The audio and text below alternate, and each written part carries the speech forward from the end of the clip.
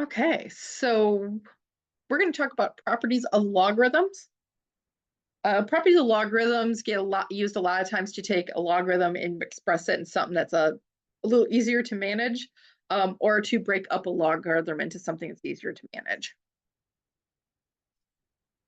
So we're going to start out with what we call the product rule for logarithms. So for any positive numbers m and n in any base a, if I have log base a of m times n, I can break it up into log base a of m plus log base a of n. This kind of goes back to like rules of exponents, which were saying that I'm sorry, I did that again. It goes back to like your rules about exponents, saying that, keep forgetting that plus in there. If we had two exponents with the same base multiply together, we can multiply those or add those exponents. It's kind of a reverse of that, because remember that logarithms are kind of just there's inverse exponents. So it's going back to those rules of exponents a little bit. So if we're doing a log and we have two things multiplied inside that log, we can break it up and just do two different logs and add them together.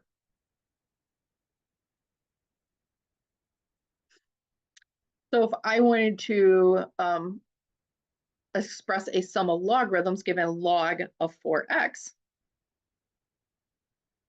what that means is because that is multiplied, I can break this up into the log of 4 plus the log of x. If you just wanted to extend that a little further, that's a log, common log. Sorry, I'm trying to get my calculator to get over to common logs. Common log of 4 is just 0.6206. So sometimes what we use it for is just sort of a way to kind of like break things up a little bit. This may have been a little harder to manage, and depending what we were looking for, would this be easier? For right now, when I say express it as a sum, you're trying to keep things as exact answers, so you would want to do it like this.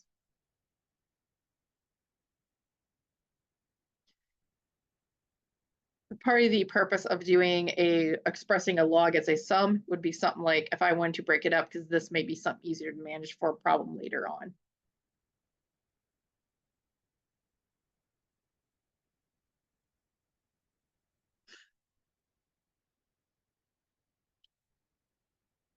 So going the other way, if I have two things with the same base, so they're both base 2. So remember what my property said is just that I had to have the same base. We're just kind of reversing this property we have about logarithms is what we're going to do. So we're both base 2 here. So what I'm going to do is I'm going to go backwards.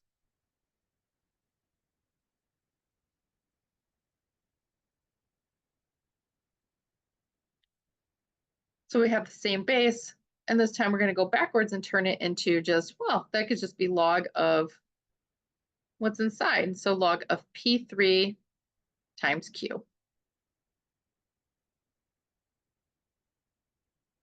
So this is, like I said, to kind of simplify things so we don't have as many operators out there. So we just bring it back so it's just one logarithm.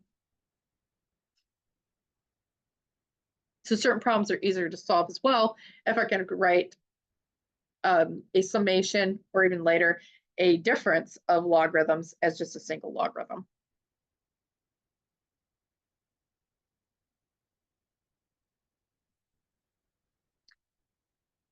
Quotient rule is going to say that, similar to the what we had before, but this time if I have a log of a of m over n, I can write this as a difference of log a of m minus log a of n.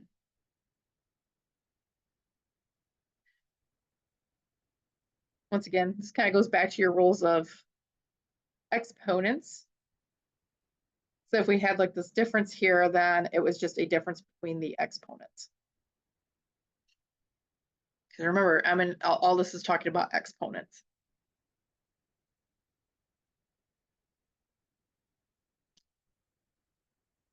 So means if I had this and I wanted to express it log base t of x over w, or 8 over w, what I can say is that, well, that is just log base t of 8, and then you always subtract what the bottom is. Subtract log base t of w.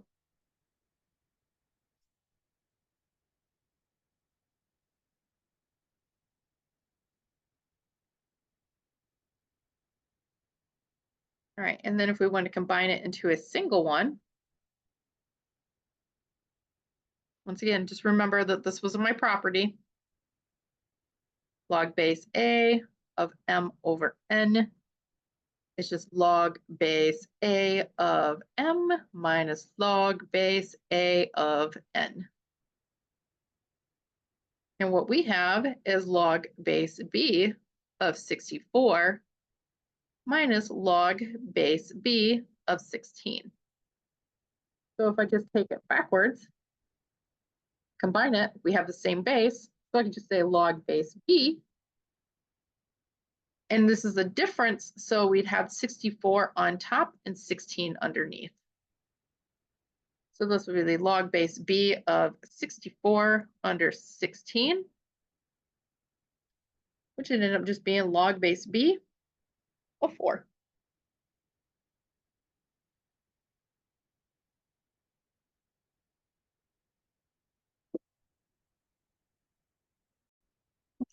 So for your worksheet, you're going to do log base, or you're going to write these as a sum or difference. So log base 5 of 7x over y, natural log of 2xy over 3z.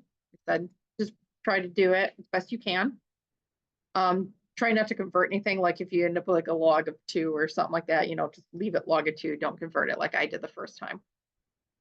And then 9 is that you are going to take a sum and a difference. So this is just a sum and some differences, and you're going to combine it into a single logarithm.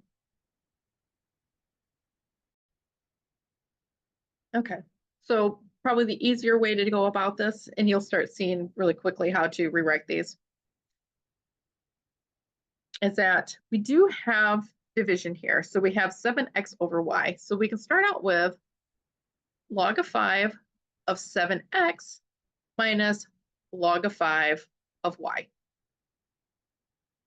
Well, we also still have multiplication of the 7x. So that would expand to log base 5 of 7 plus log base 5 of x. And then we still have the log base 5 of y. So that is expanded into a sum and difference of logarithms. B is going to be a little extra work, just being careful with negatives.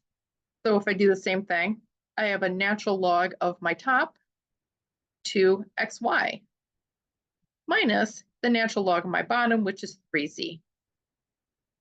Now remember, this negative is out front. So this is multiplication. So this is natural log of 2 plus natural log of x plus natural log of y. Now, because of that subtraction, this is going to be, both of these would end up being negative. So you're thinking like there's parentheses around this. If I expand it, it's natural log of 3 plus natural log of z. Let me use brackets so it's a little easier to see this. So if I break down those brackets, this is just natural log of 2 plus natural log of x plus natural log of y minus natural log of 3 minus natural log of z.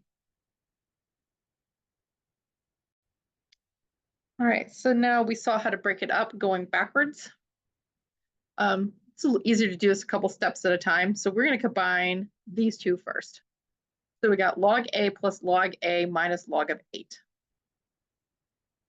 So log a and a, that's just going to be log a times a, or a squared, minus log of 8. And like I said, that's just a and a, so that is log of a squared. But we have this subtraction now, log, why it keeps doing that when I'm trying to go back. I don't know if it's showing up when it does it when I do it, but it keeps doing something weird on my side.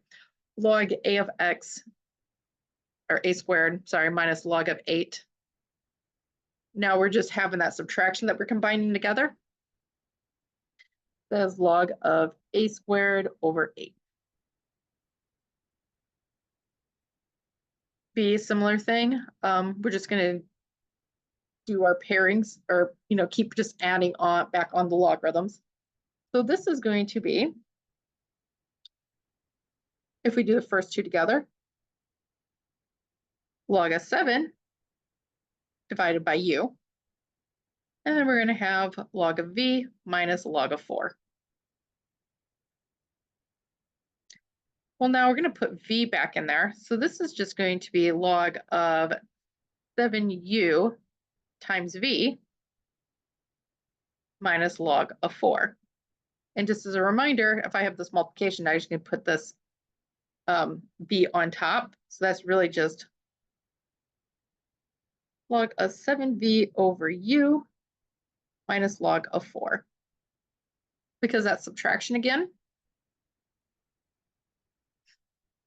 that is just going to be log of 7v, and then the 4 is going to go on the bottom, and we'll have 4u.